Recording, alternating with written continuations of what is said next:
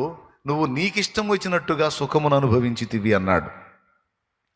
అంటే నీకిష్టం వచ్చినట్టు నువ్వు బతికావు. నిన్ను సృష్టించిన సృష్టికర్త ఒకడు ఉన్నాడని, అతడు నిన్ను భూమి మీదకి పంపించాడని, కొద్ది కాలమే నీ ఆయుష్కాలమని, తర్వాత నువ్వు చచ్చి దేవుని ముందు హాజరు అవ్వాల్సిన ఒక రోజు ఉంది అని నువ్వు పట్టించుకోలా. ఎవరైనా నీకు చెప్పడానికి ప్రయత్నించినా నువ్వు వినలా. కారణం నీ డబ్బు మదం. ఏ మదం? నీ డబ్బు మదం, నీ డబ్బు గర్వం. నాకేంది, నాకు ఎదురైంది అని విర్రవీగావు తప్ప నన్ను సృష్టించిన సృష్టికర్త ఒకడు ఉన్నాడు, ఆయనకి నేను విధేయత చూపాలన్న ఆలోచనే నీకు లేదు. ఒకటి.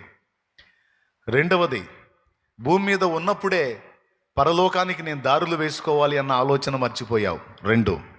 మూడవది, సమృద్ధి గలవాడివై ఉండి కూడా ప్రేమ లేని బతుకు బతికావు. మరి దారుణమైన విషయం ఏంటంటే, నీ బతుకులో దారుణమైన విషయం, నీ ఇంటి